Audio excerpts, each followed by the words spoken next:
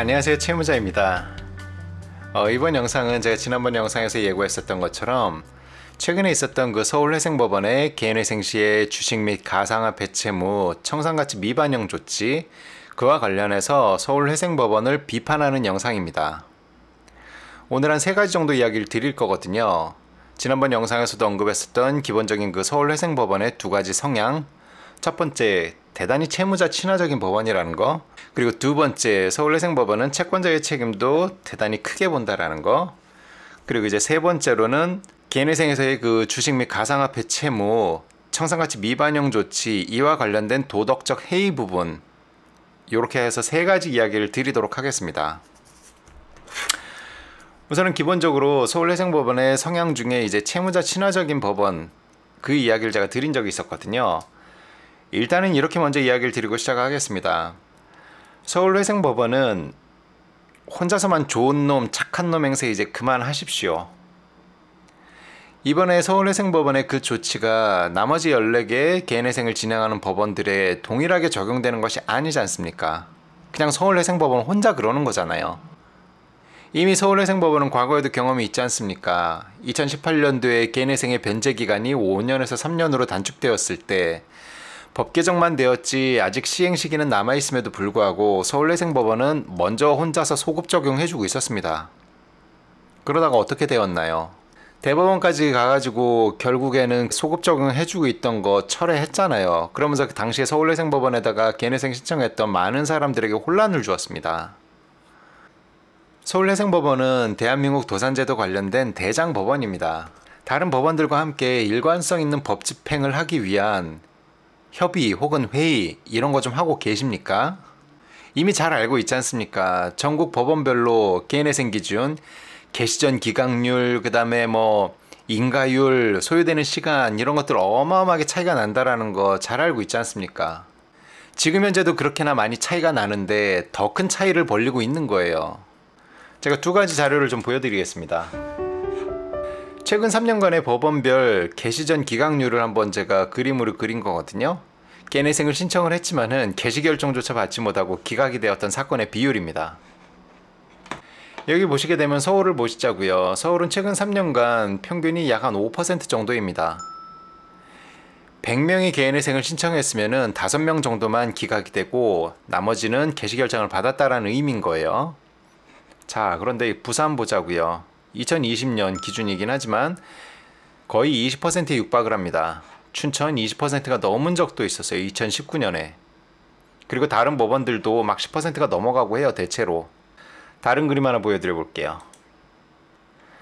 이 그림은 개인회생을 신청해서 개시 결정을 받았지만은 인가를 받지 못하고 사건이 그냥 끝나버린 폐지된 사건의 비율입니다.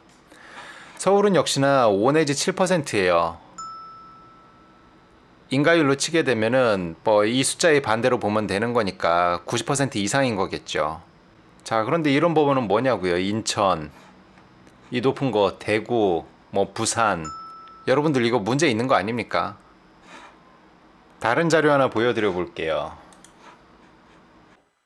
이와 함께 법원에 따라 차이가 큰 회생과 파산 처리 기간도 개선이 필요하다는 지적입니다. 지난 2019년 기준 개인회생 신청에서 변제 인가까지의 기간이 서울회생법원은 평균 6.7개월이 걸렸지만 울산지법은 14.5개월이나 걸렸습니다. 이 기간 개인회생 변제 계획 인가율도 서울회생법원과 대전지법은 80%를 넘겼지만 울산지법은 60%대에 그쳤습니다. 이것이 적절한 예인지는 모르겠습니다만 한번 이렇게 우리가 가정해 보자고요. 2명의 이제 나쁜 짓을 한 사람이 있어요. 완전히 동일하게 나쁜 짓을 했습니다. 변호사도 동일하고 모든 상황이 다 동일해. 근데 이 사람은 서울에서 재판을 받았고 이 사람은 부산에서 재판을 받았어요. 서울에서 재판을 받은 사람은 집행유예가 나왔어요. 근데 부산에서 재판을 받은 사람은 징역 1년이 나왔어요. 여러분이 이 사람이라고 하면, 부산에서 재판받은 사람이라고 하면 이 결과 받아들일 수 있겠습니까? 앞서 보셨던 것처럼 개인회생 신청해갖고 그 다음에 최종 인가까지 소요되는 시간, 거기에서도 막 굉장히 차이가 많이 나는데 차라리 그건 그냥 법원별 인력수의 차이 때문이라고 이해를 할 수도 있겠습니다. 법원 인력이 이렇게 여유롭지는 않을 테니까. 그러나 그 결과에서 차이가 나는 것은 정말로 받아들이기 힘든 것 아니겠습니까? 서울회생법원은 그런 부분들 먼저 노력을 해줬어야 되는 게 저는 맞다라고 생각하는 사람입니다. 다른 법원들은 뭔데요? 거기서 신청했던 사람들, 그들의 허탈함, 실망감 이런 거 생각해 보셨습니까? 무언가 좀 개인회생을 신청하는 데 있어서 전국에 있는 여러 법원들 동일한 업무 지침, 그리고 지역별 특성에 맞는 조금은 차이가 나는 그런 지침 같이 묶어서 한번 정비를 했어야 되는 게 아니겠습니까? 그런 노력들은 하나도 한 것이 없이 그냥 혼자서 주식 및 가상화폐 채무 청산가치 미반영? 우리가 어릴 적엔 그런 말이 있었습니다. 애들 서울에서 교육시키라는 말 했었거든요. 서울에서 공부시켜라. 이제는요, 망해도 서울 가서 망해라 소리 나올 판입니다. 문제 있는 거죠. 자, 그리고 이제 두 번째 이야기를 좀 해볼게요. 채권자에 대한 서울회생법원의 그 엄격한 시각인데요. 그 시각에 대해서 일정 부분 저도 동의합니다. 왜냐하면 이제 많은 금융사들이 신용이 막장만 아니라고 하면 잠재적 차주들에게 정말로 끊임없이 돈을 쓰라고 유혹을 하거든요. 광고도 어마어마하게 하고 있고 늘 대출 광고의 홍수 속에 살아요, 우리는. 그러니 이제 묻지도 따지도 않고 돈 내준 니들 책임이야 하는 시각을 갖고 있잖아요. 그런 면은 좀 이해는 하는데요. 시중에 공급되고 있는 상당수의 대출들이 정부나 공공기관의 보증대출이라는 거 잘 알고 있지 않습니까? 서울회생법원도. 그런 상황에서 대출을 막 해준 금융사 니네만 잘못한 거야 라고 이야기하는 것이 과연 맞을까라는 생각을 합니다. 저는 정부의 책임이 굉장히 크다라고 생각을 해요. 이를테면 사업자들을 위한 신용보증기금, 그 다음에 뭐 기술보증기금, 그 다음에 뭐 서민들을 위한 각종 햇살론, 그리고 또 뭐 그뿐인가요? 법적으로는 민간 기업이지만 사실상 공공기관으로 봐도 무방한 서울보증을 통한 대출들, 이런 식으로 보증기관을 끌고 들어온 대출들이 대단히 많습니다. 개인회생이나 파산 신청하는 사람들의 그 채권 목록을 보시면 잘 알잖아요. 그렇게나 정부와 공공기관들이 보증을 서주고 있으니 민간 금융사들은 대출 영업하는 게 그렇게 열심히 하는 게 당연한 거 아닌가요? 행여나 돈을 빌려갔던 차주가 그 대출금을 갚지 못해도 각 보증기관들이 보증 비율대로 뭐 일부 혹은 전액을 대신 다 갚아주고 있으니, 그러니 자기네는 매우 적은 위험 부담에 이자 수익은 편안히 올릴 수 있기 때문에 그렇게나 대출 영업을 열심히 하고 있지 않습니까? 자, 그러면 이게 단순히 대출 막 해줬던 금융기관만의 책임이냐고요. 자, 그리고 이제 끝으로 서울회생법원의 그 개인회생 시 주식 및 가상화폐 채무 청산가치 미반영 조치, 여기에 관련된 도덕적 해이 문제에 제가 이야기를 좀 해보겠습니다.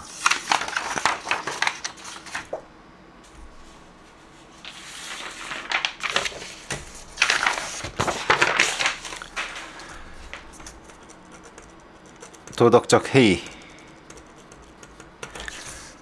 자, 우선 기본적으로 저는 모든 종류의 금융 투자와 도박 등 그 자체에 대한 거부감은 전혀 없는 사람입니다.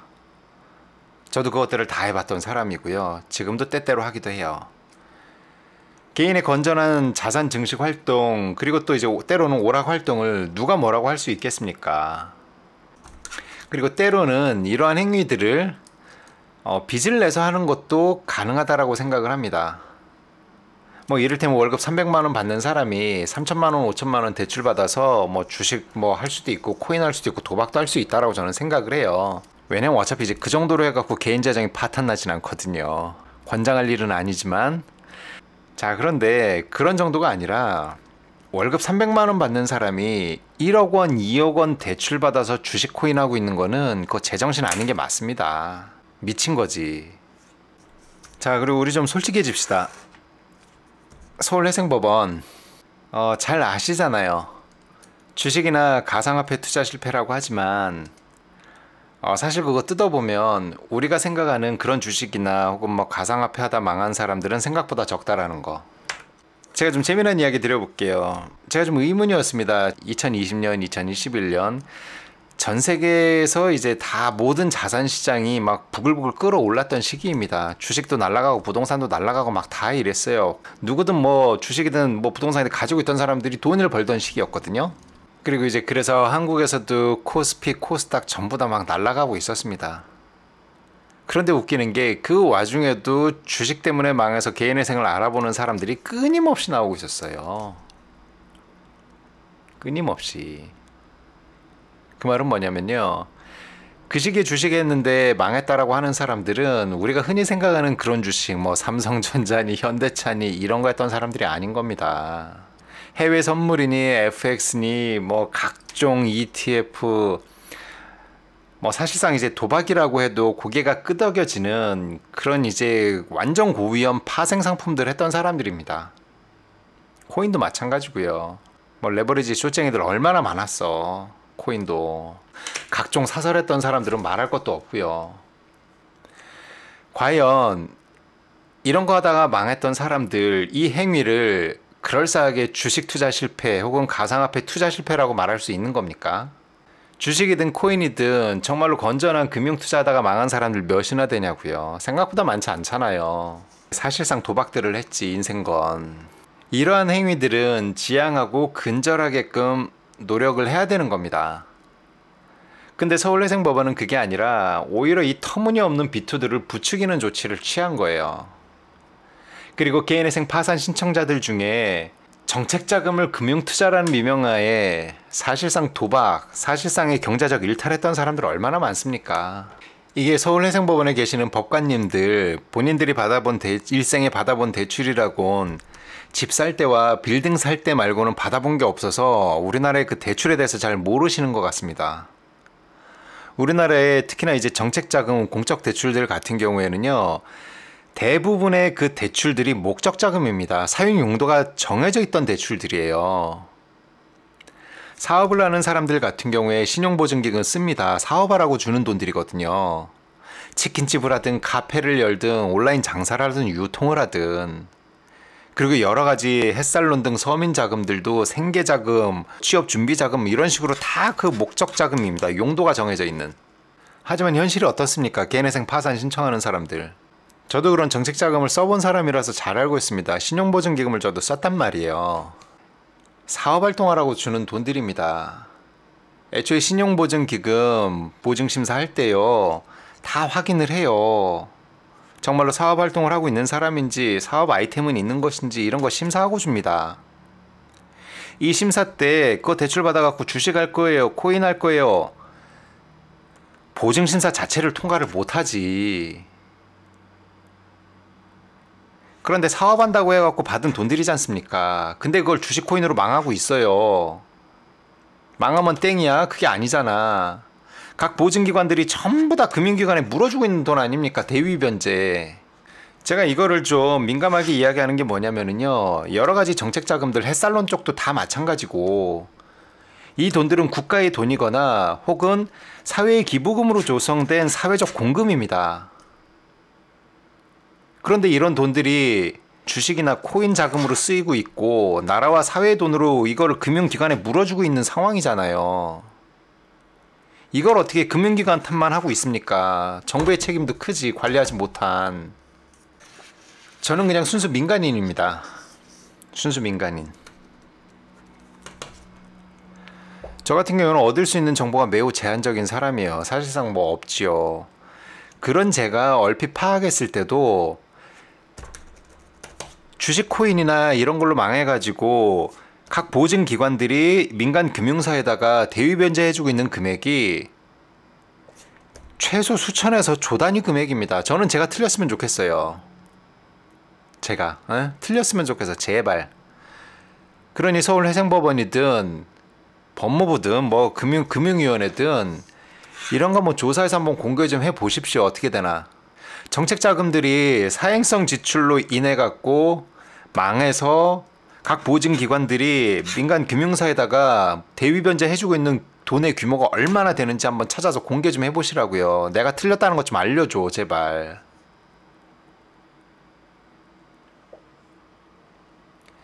기가 찹니다 여러분. 코로나 기간 얼마나 힘들었습니까? 열심히 일하고 있던 자영업자들 중에 전기세 못 내고 임대료 못 내고 그래서 목매다는 사람들 나오고 있었잖아요. 그런 와중에 저는 이제 개인회생 중이라서 뭐 받고 싶어도 받지 못했던 중소기업 벤처부에서 내줬던 코로나 소상공인 그 신용대출 1%짜리 이자 이런 돈 받아갖고 두어 달 만에 도박으로 날려먹고는 개인회생 알아보는 사람들이 있는 판입니다. 그게 그 사람 하나뿐이었을까요? 도박이 아니라 주식 코인 했던 사람은 없었을까요? 그런 돈으로.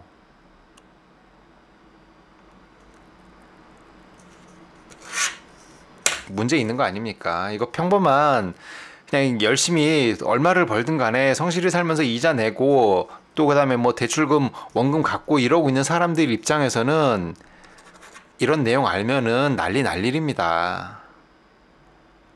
그런 상황인데 서울회생법원 최근에 발표했던 거 보자고요. 누가 좋아하겠습니까? 여러분 그런데 절대로 오해하지 마십시오.